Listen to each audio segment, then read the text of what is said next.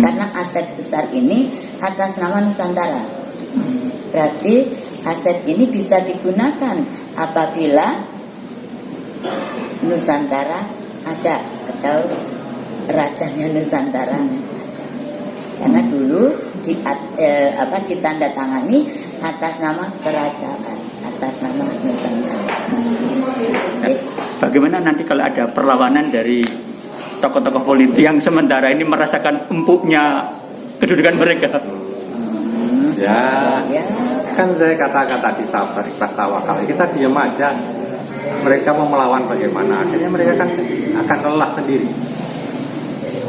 Ya toh, mereka akan menyerah sendiri, akan lelah sendiri. Karena mereka semua ini melawan sesuatu yang suci. Kita ini kan kerja niat kita suci. Untuk mensejahterakan umat manusia.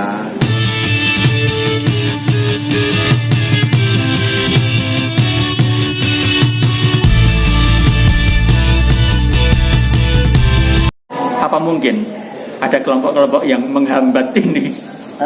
Ya pasti. Pasti. Mungkin nggak bisa dijelaskan. Bukan mungkin lagi. Pasti. Pasti ada. Karena kalau dana ini sampai keluar di Indonesia, Nusantara, berarti kan sentral keuangan dunia itu kan pindah. Kan pindah dari Eropa, Amerika, kan pindah ke Asia, daerah timur, kan titiknya. Otomatis Bank Dunia, PBB, semua sentralnya kembali pindah ke timur. Kan tidak semudah itu mereka melepaskan. Dan mata uang terbaik adalah Asia nanti, Indonesia, Nusantara ini. Karena kursnya terbesar. Nah, itu akhirnya mereka kan tidak mau begitu saja melepaskan untuk dipindahkan ke timur. Nah, ini memang perjuangan besar, tapi kita sudah bisa menguji semua. Karena memang harus pindah. Jadi nantinya kiblatnya semua ke Indonesia, ya. Keuangan dan segala macam semua ke Indonesia. Nusantara. Karena Nusantara itu ada di dalam Indonesia. Karena aset Nusantara itu yang digunakan oleh Indonesia. Iya. 70% asetnya Nusantara itu dipakai oleh pemerintah Indonesia. Nah, kalau sudah Nusantara itu pakai berarti kan asetnya Indonesia kan tinggal berapa persen? Nggih.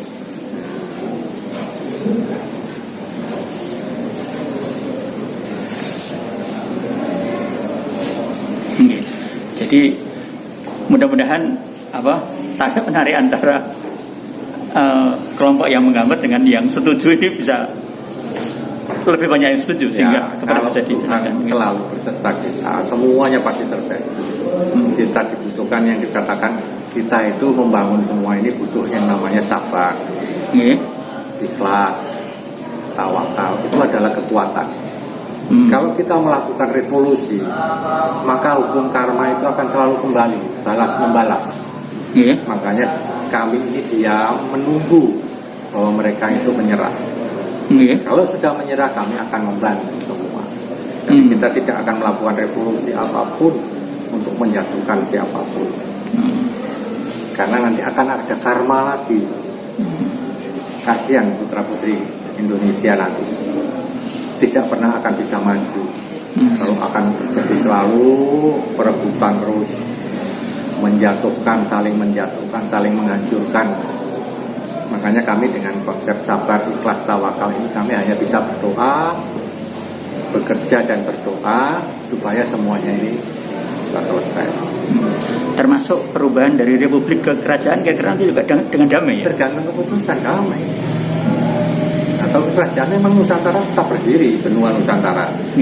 Nanti di bawahnya ada negara Indonesia, mungkin ada negara mana lagi, negara apalagi yang dibentuk masuk ke dalam Nusantara. Sedikit kali jadi Nusantara ini tidak harus membubarkan negara manapun dan merusak apapun. Karena Nusantara ini tetap akan ada karena dari awal memang Nusantara ada.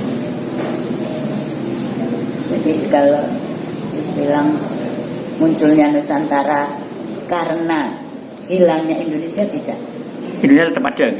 Kalaupun Indonesia tetap mau ada, Jangan. Nusantara tetap akan ada dan selalu ada karena dari dulu ada.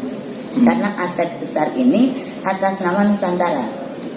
Berarti aset ini bisa digunakan apabila Nusantara ada, atau rajanya Nusantara ada. Karena dulu ditandatangani atas nama kerajaan, atas nama Nusantara. Bagaimana nanti kalau ada perlawanan dari tokoh-tokoh politik yang sementara ini merasakan empuknya kedudukan mereka? Ya, kan saya kata-kata di sabar, ikhlas, tawakal. Kita diam aja. Mereka mau melawan bagaimana? Akhirnya mereka kan akan lelah sendiri. Ya toh, mereka akan menyerah sendiri, akan lelah sendiri. Karena mereka semua ini melawan sesuatu yang suci. Kita ini kan kerja niat kita suci, untuk mensejahterakan umat manusia. Siapapun yang menghalangi pasti akan hancur, toh. Ya itu nanti biar mereka berhadapan dengan pasukannya Allah. Pasukannya yang dari mana? Kalau kita tidak akan menghadapi mereka dengan perkelahian, dengan revolusi, dengan tuntutan apa-apa. Kita hanya berdoa. Seperti di zaman India itu, Mahatma Gandhi kan hanya diam, tapi bisa menang toh. Kalau alam sudah menentukan menang, ya menang. Bagaimanapun tidak bisa diubah. Ya usah kita melawan kayak gimana pun juga mereka akan hancur sendiri. Melawan itu kan memerlukan biaya.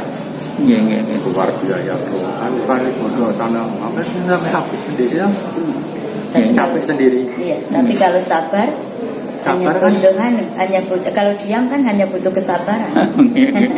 Kalau menghadapi orang yang sangat sabar akan lelah sendiri. Jadi menghadapi orang yang hanya diam akan lelah sendiri dan akhirnya tertidur pula sendiri atau juga ikut diam. Ya, yang ini nggak melayani berarti hanya diam dan mereka pun akan. Kalau anggarannya sudah habis ya diam dong.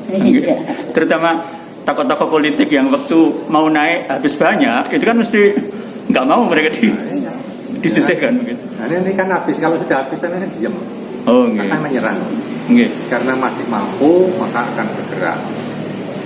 Tapi kalau sudah tidak mampu kan diam. Akhirnya kan nurut. Jadi kita nunggu aja diam kan.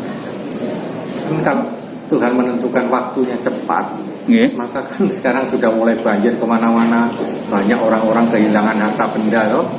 Berarti kan Tuhan menginginkan semua itu sudah tidak mampu, melemahkan diri. Semua manusia dilemahkan supaya menurut kepada Tuhan. Bahwa Tuhan punya rencana besar untuk bumi ini. Jangan dilawan. Kalau Tuhan dilawan, ya silakan.